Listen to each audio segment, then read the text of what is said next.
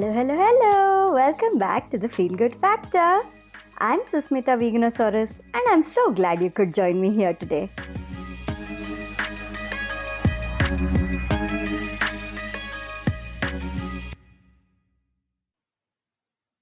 Hey everyone! Today I have a good friend of mine, Smitha Hemadri, who also is from Bangalore.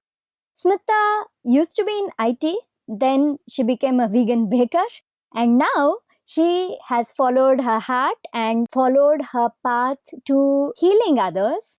She is a nature cure practitioner and life coach. I want to talk to Smitha about how she made her decision to move from one field to another and another, and what helped her through the process, what helped her make these decisions. While we are all sitting at home right now through the coronavirus lockdown, a lot of us are self reflecting. This is a time for us to really think about our lives and figure out whether we want to continue life the way it was before COVID or whether we want to find a new path and do something different. And I figured hearing the journey of a person who's gone through many career changes in her own life would be quite inspiring for all of you. So here we go. Hi, Smitha. Hi, Susmita. Hi. Great to have you here. Thank you so much. Same here. It's my pleasure to be on board with you. So, Smitha, I think we've known each other for a few years now, and it's been really good to see your journey throughout this whole process. And I feel so happy to see how fulfilled you are with life. You're one of those people, no matter when I speak and no matter when I say, okay, how's it going? What are you up to? And you're always like, everything's peaceful. I'm content. I'm joyful. It feels so happy to see that. So tell me, so what is a nature cure practitioner? A nature cure practitioner I'm more like an educator. We are people who bring in some basic laws of nature in terms of healing to the people who are willing to be open to heal and become their own doctors. So we just introduce them to basic elements of nature, which is already there in front of us to heal. We just teach them how to use those elements in the right form. Things like, let's say, fruits, vegetables, greens, how to take a sun bath, how to use water and use hydrotherapy, and maybe go and then get in touch with Mother Earth, how good grounding is and how much we miss it today. So, these are some of the elements that are really missing in our fast life. So we bring in the right usage of this, given whatever stages in their life they are, whether they are facing diseases or they are absolutely healthy and they just want to make a change. So, whatever it could be, we just customize the way they'll have to use these elements to their advantage and then introduce them to a lifestyle that they will continue and maintain that for all their life. Okay, that sounds very interesting. And I do know that our bodies are naturally self healing. The nature of bodies is naturally self healing, but a lot of things that we practice every day, our lifestyle, that is what creates blocks to healing. So, what I'm understanding is with Nature Cure, you teach them ways to help with the healing, to help the body heal itself, right? Absolutely. And how long have you been practicing this? I have personally healed myself, worked on my own journey since 2012. Hmm. I started working on this as a hobby since 2014. Okay. But then only during the time of 2019, I realized that it is the path that I want to choose. It was the only path that I think I wanted to follow my whole life. Okay, that's pretty recent. And but I do know that you've helped so many people in just that short span of time. Yeah. So 2014 onwards, I've been doing this, right? Hmm. It's been more than about 100 people's lives that I've touched so far across the world. Wow. Since I thought it was just a hobby, and then my aim in life was to just keep serving people who get in touch with me. I thought it's more of the karma that brings people together, and if it's in my karma to actually serve them and then give some education to them, and it's if their journey to actually go through the natural path to heal and then grow their souls, we will definitely meet, irrespective of whether I advertise myself or no. So I don't have any page or any such thing to advertise myself. And then word of mouth, references, things like this are just happening since 2014, and then it's just coming. Okay, I have two questions for you to start off with. One is, You said you healed yourself. That's how you realize that, okay, this is a very powerful healing method to teach others, right? So, how did you heal yourself? Can you share a little bit about that journey? And secondly, how did you decide? What made you decide from moving this just to help people, just as a hobby, to turning it into a profession? A part of how you can continue helping more people by making it a way of also earning your living. Sure. See, I've been a relatively sick child since my childhood. And then, of course, cold, cough, and other things are pretty common in many of the kids. So I grew up like that. And then my entire childhood, we were exposed to a lot of freely available medications and things like that. So I've been on a lot of such suppressants since a long time. And then by the time I was old enough, 20, 25 types, I had a lot of allergies, so which means the encumbrance kind of grew into me. And then by 2010 and 2012, it was the last straw on the camel's back. My husband and I went to a restaurant. He had half of some vegetable puff. I had another half. He was going to a project to the US. And then I came back home. The next day, my entire body just flared up. I had rashes all over. I was swollen everywhere. And then I didn't know what to do. I was alone. They just took the scooter. I went to a skin specialist, a doctor. She gave me antihistamine shots. And I came back home. It was all okay. I went to the office the next day. By the next evening, I again had the flare up. So this kept happening every day or periodically, it just kept happening. In the next 3 months, it just kept happening. So I didn't know what to do. I just went to an allopath, and then he told me that, see, you'll have to take some steroid shots. There is no other choice. So body can just become allergic anytime in your life. So now onwards, you just have to find out what is making you allergic, and then you observe your patterns. So I didn't have any pattern till then. A vegetable would make me flare up. A fruit would make me flare up. Everything would make me flare up. So there was no pattern. So I would carry adrenaline shots because every single time it happened, my throat would swell up as well. And then I had asphyxiations. I couldn't breathe, I couldn't swallow. Wow. It would eventually get to that stage. So within 1 to 3 days, it would get to that stage, and then my hand and legs would become like rock solid. So I wouldn't be able to lift them. It was so heavy. I would become bedridden. I had to go through the steroid course for about 5 days. So this went on for about 6 to 8 months. We were desperately looking for solutions. Hmm. Then my father took me to an Ayurvedic doctor. I was on that medications for about a year. The symptoms definitely got better. Then, once I quit that medication, the symptoms came back, I see. even full blown. The asphyxiations would happen, but then severity had come down, but it would still happen. And then I went to a homeopath. So he told me you just have to observe your food pattern. So that's how I realized that dairy was making me sick. I was desperate for solutions because nothing would work. Hmm. I was like this, and then constantly on medication. Then my friend told me there is this person in Hosur. They do acupressure. Why don't you talk to them? So I met somebody. They told me how the natural healing, typical alternate ways of healing work. Hmm. So they told me how the body is self healing, and then what is assimilation, the right foods to eat, what is elimination, the toxins that gets out of the body. So they explained the bodily processes to me, although they were quite far, so I couldn't really go for any acupressure sittings. But she told me no medications, no maida, no dairy. So all the white poisons, like even sugar, went out of my life right at that time. So after that, there was nobody to guide me, just these principles kept me going. I don't know what was it that just kept me going. I was so addicted to medications because I didn't know what happens beyond 1 day of cold, because I would just pop a pill. I didn't know. So, like this, since she had told me, no, you should keep going on, you cannot take medications. My nose was like running like a tap. My body was all flared up. I was so desperate for solutions. And then there was nothing. I had to wait. Hmm. I had to wait for the body to clean itself. It took me about a year. The symptoms gradually reduced. It took me about a year for the entire thing to completely go.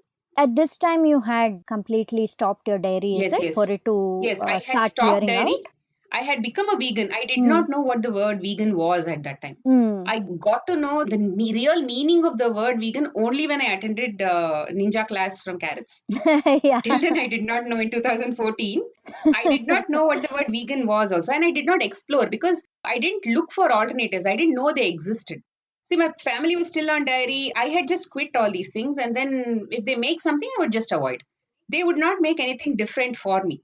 that world of making something for me was never there. I was not exposed to it also at that time. So I just went on for about 2 years. And then my daughters had similar issues, cold, cough, and then it eventually went into skin. Then I knew, okay, this has to go like this only because even I had similar issues. Hmm. I then took the matter into my own hands, and then the entire journey of making them vegan, looking for alternatives, bringing ethical education into picture. Because once I say it's for health, it is only short lived, because once the health is improving, what stops me from going back to dairy? Hmm. So the ethical education came in only because I attended your class, and then I understood that part, and I started educating my kids about the ethical aspect. And both my kids I started, even though my second one had an issue. Hmm. Like that, both the kids became vegan. How old were they? My older one was 8, and my younger one was 5. Hmm. Then over time, yeah, they all healed within 1 year. Ghee was the last battle that I had to fight at home. So it took a long time because we were in a joint family system, and my nieces were also coming to the house because all afternoon they were here after school, and then milk was the staple in the evening for the kids. So I had to literally make sure that when the milk time comes, they had to get a juice. I didn't know alternatives, right? So the juice was happening in the beginning, and then only sometime during mid of that year I got to know about the ninja class. Hmm. So only then I started introducing some almond milks and other things for their such needs. Hmm. But then it was not very difficult. But yeah, the handling part at home was difficult. My in-laws were very upset about the changes, Hmm. about the lack of calcium that the kids had. The perceived lack of calcium. Correct. The perceived lack of calcium was very difficult. Hmm. And then I didn't care because I knew that I had to make changes here and there was no other choice. You already knew how it had helped you, so you knew that Correct. okay, dairy was the Dairy culprit. was the culprit. So biscuits stopped, chocolate stopped, all the bakery products stopped, Processed. all the processed foods that contain any form of dairy had stopped. Hmm. And then I had to even literally tell my in-laws not to bring such things home because my kids were very small. Hmm. The little one was at 5. What kind of temptation control they will have? Yeah. So I had to hide many things. Over time, they got that understanding that it is bad.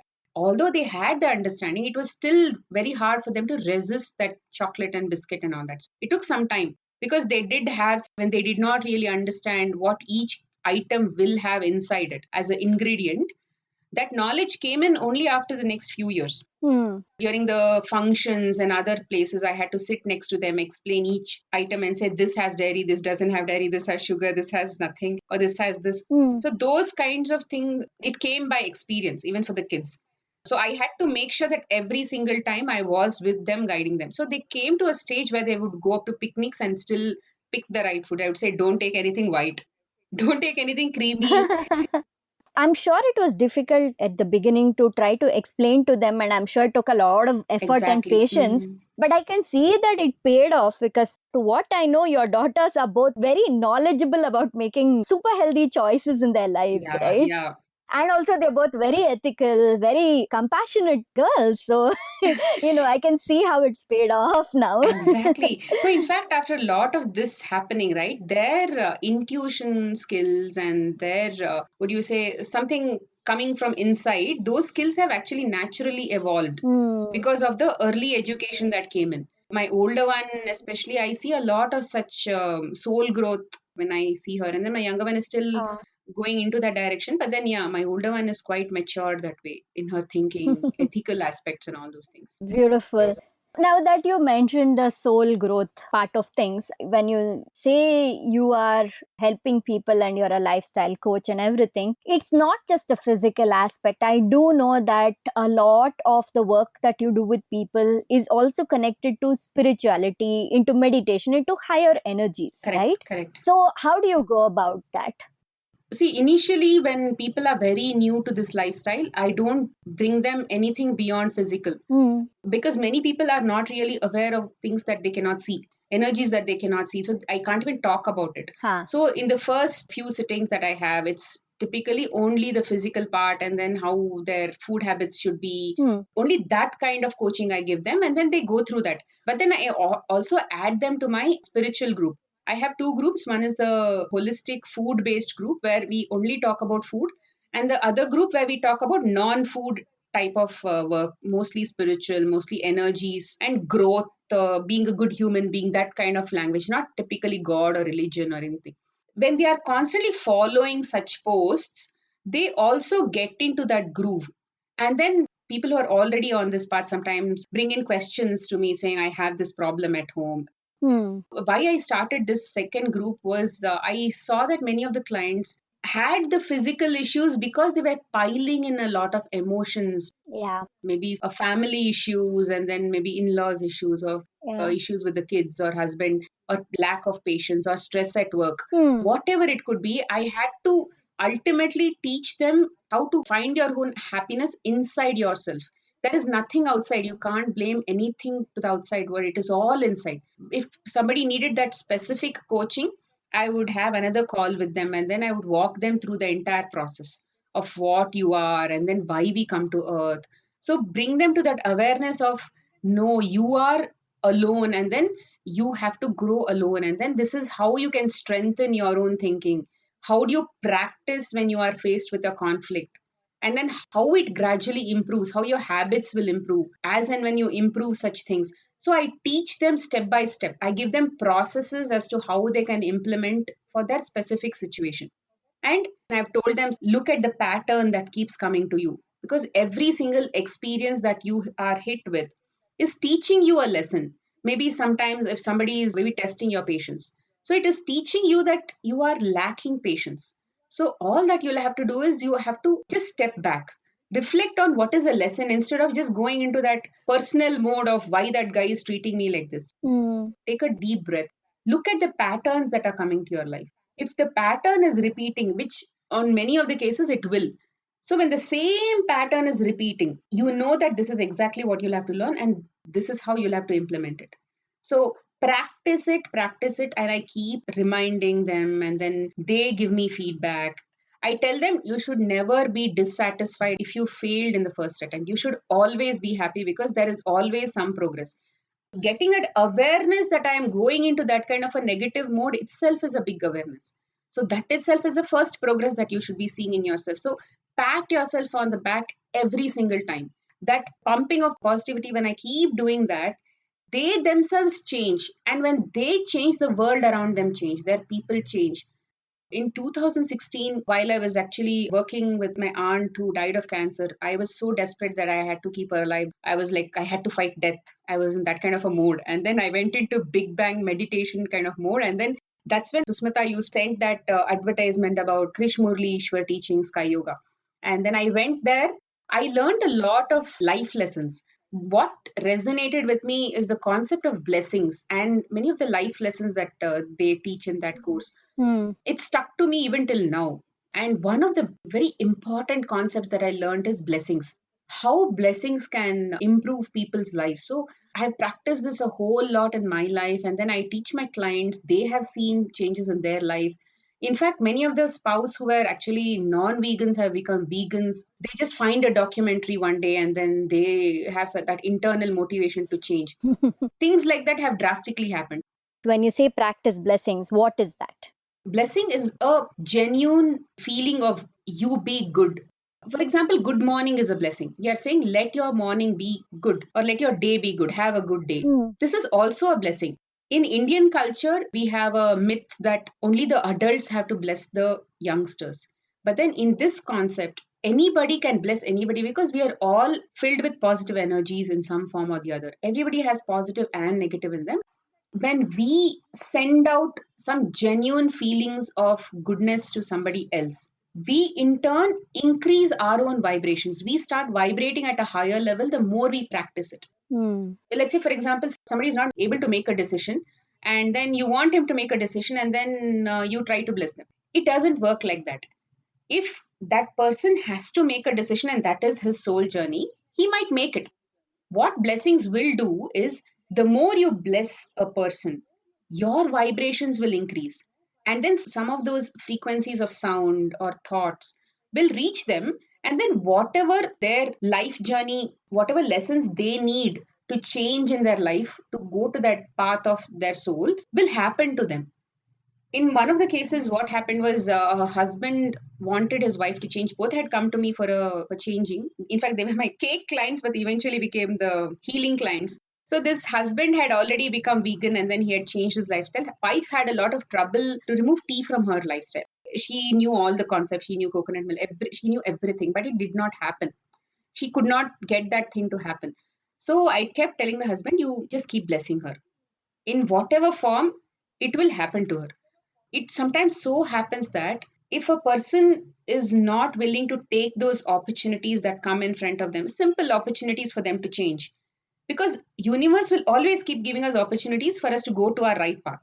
If they have not made use of those opportunities, a very, what do you say, a strong opportunity is going to come to push you to a corner so that you can change. Yeah. So one such incident happened to her. She got a very severe stomach problem. She had PCOD and all that, so she had a very severe issue. Mhm. They were admitted in the hospital, and then she understood some of these implications of her dairy intake. The doctor told her, stop consuming dairy. So that was a big thing that they saw in Hmm. their life. And then she eventually quit dairy and it happened. So things like this happen. And I tell them, see, don't expect it to go in a certain way when you're blessing. It will happen to them the right way. Whatever the soul needs will happen. But then it's going to be good for them. How it happens, we have no control. I think the stronger a person's resistance is towards their own life path or towards their own growth, the more difficult probably the situation will be that they have to go through to go into the path.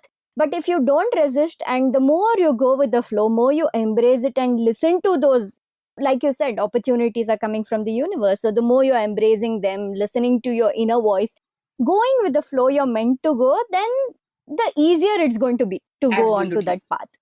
This is something I've seen personally in my own life also, where if I have struggled about something and I'm not listening to this inner voice that says, no, you have to do this, you have to go a certain way, but I'm just struggling and suffering, then I know that that thing will break off that situation, the people. It has happened where it's ended in a very drastic way, where it is very difficult or painful for me. But then the pain had to happen only because I resisted it so much, but because it happened, ultimately, much higher good came into my life. Absolutely. So, what you're saying makes sense. So, basically, blessing is sending them goodwill, good wishes, and hoping for their highest good. You do this for people you love, or do this for people who have angered you. Do this for everybody in your life so that ultimately your energy needs to go up. And that's what is your business. Your energy Correct. going up is your business.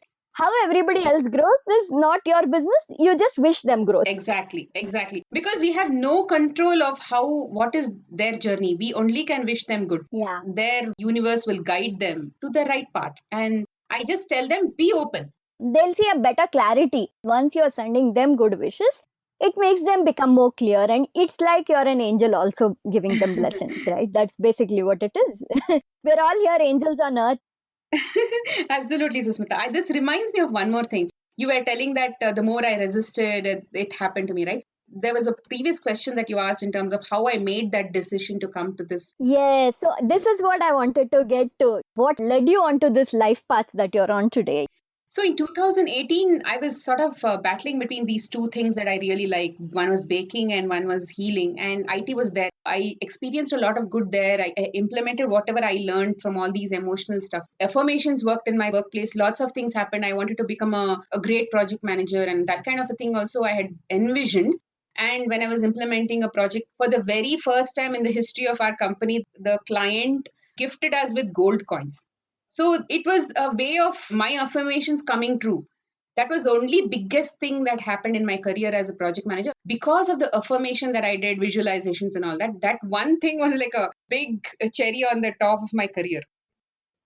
I wanted to choose a career which will continue to give me some stream of income. Hmm. In my opinion, at that time, healing was not something that will give me income. I had assumed that, and I didn't see any reasons why I should be wrong. So, baking was going on. I started off as a vegetarian baker and then eventually became a vegan baker after your class. I wanted to also take up entrepreneurship with Radha Ishwar, and we also started classes. I was still trying to make myself believe, yes, this is the right path because it's going to give me money. She had also asked me to introspect and find out all these things. I did meditation, all that. And then, like you said, I didn't listen. I thought I listened, but then I didn't listen. My conscious mind was trying to tell me, see, yes, see, logically speaking, you're going to bake, and then that is what is going to. So I convinced myself that this is the right path. She had asked me to ask myself a question. When you die, you should die a satisfied life for the services that you've done to the world. So Hmm. find out what is the right thing for you to do. That was the question she had asked me to answer. And my conscious mind kept telling me, yeah, this is what I want to do. See, people don't have healthy bakes, and then I'm making the healthiest of the cake. So Hmm. I'll continue that path. I'm going to sell to people where they don't get the right cakes. So that is what I want to do. And healing anyway is already happening. So if people really need me, when they're coming to me, I will anyway do that. So that part is anyway happening. So I convinced myself. Had you quit your IT job by then? 2018, I quit. 2019, this happened. I wanted to take this baking to the next level like a business. So I went to her for that entrepreneurship, for the business education. So this is when she told me, and I was still introspecting and half-heartedly, yes, no, I was trying to still convince myself. And I also practice this art of surrender. Hmm. I've done this a whole lot in my life. Art of surrender is you give your problem to the universe and tell, I'm delegating it to you. Hmm. And I'm not going to have a second thought that it's not going to be fulfilled. I want the right answers to what I want to do. I want to serve you. That's it. That is my ultimate goal. How you want me to serve you is your choice.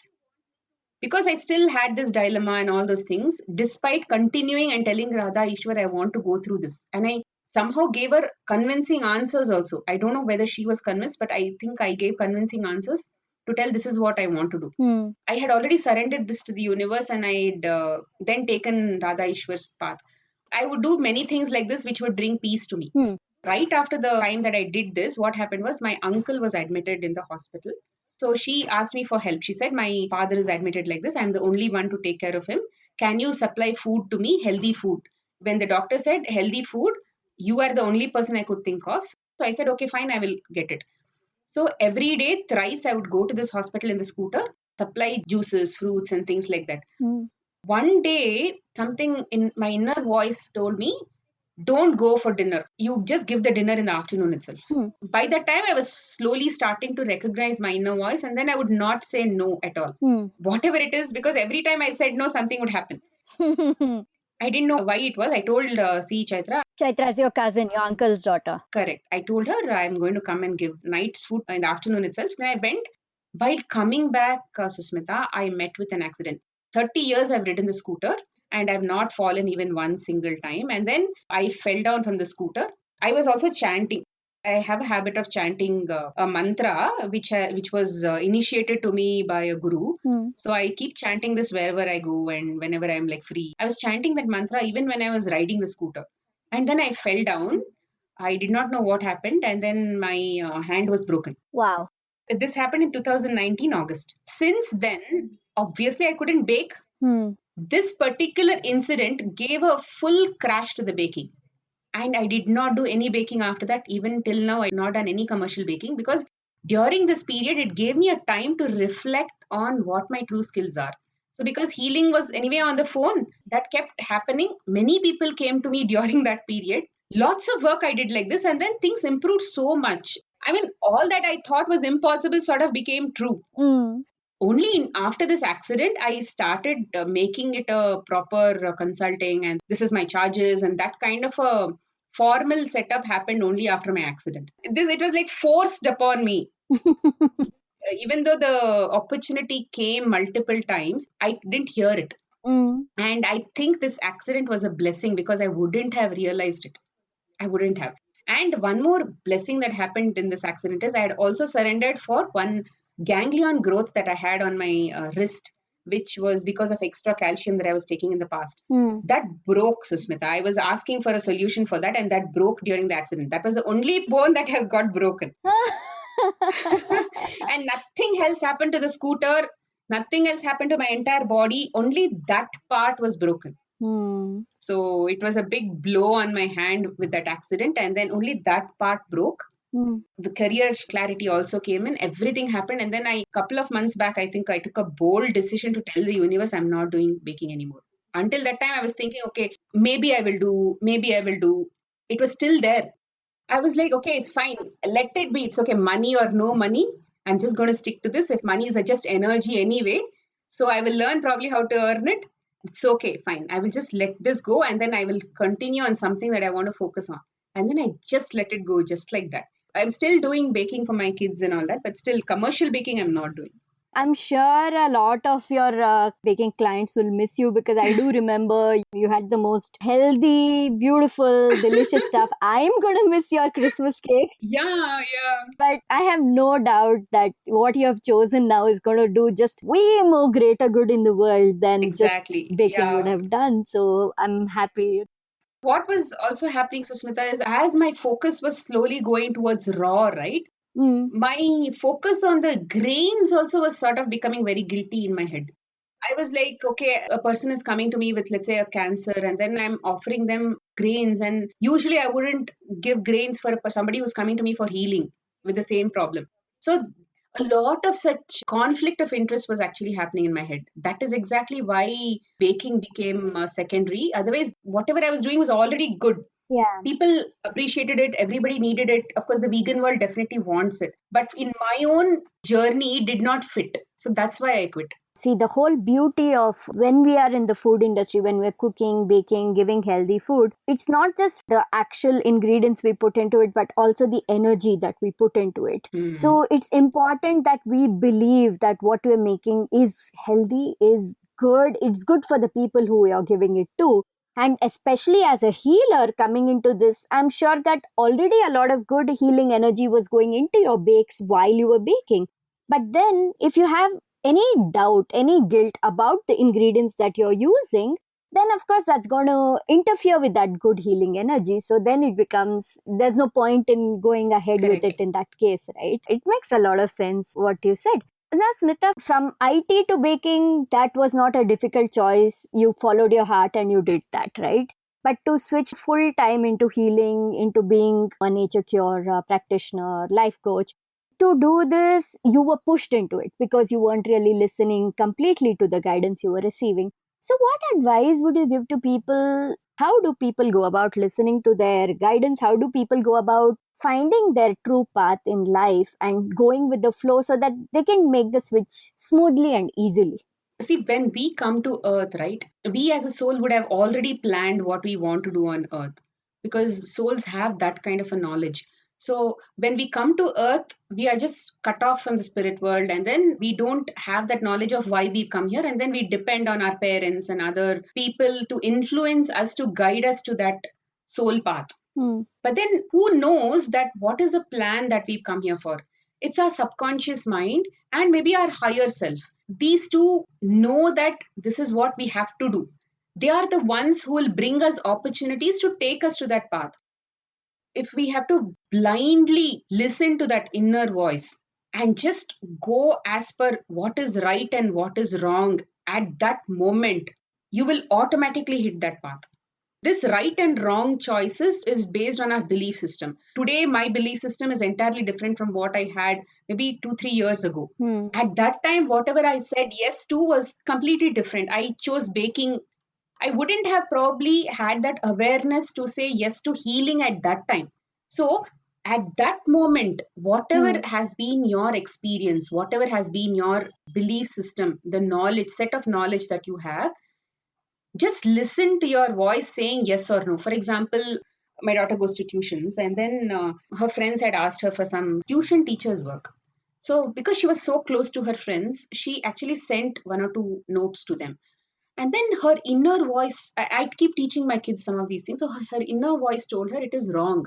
Then she told me, Amma, I did this, but I know it's wrong. I don't know what to do.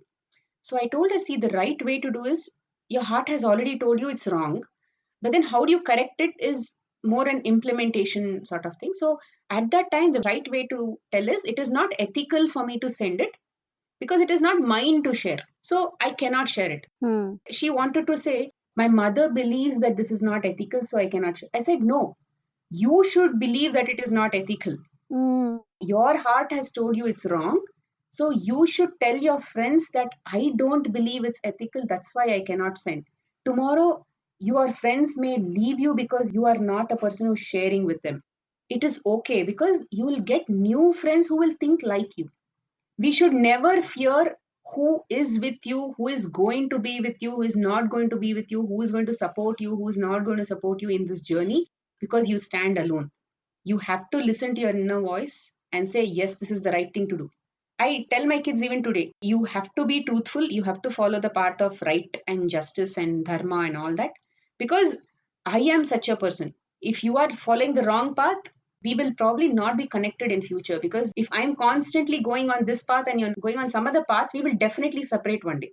So I will probably not even associate myself with you if you are following the wrong path. That is how strongly I tell them that they'll have to follow that inner voice.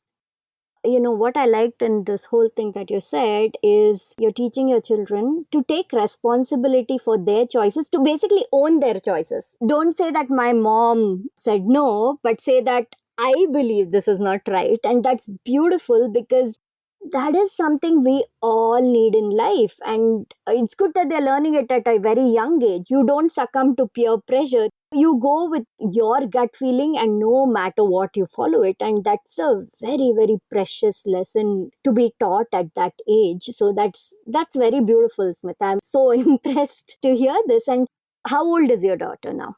She is 14 now. Hmm.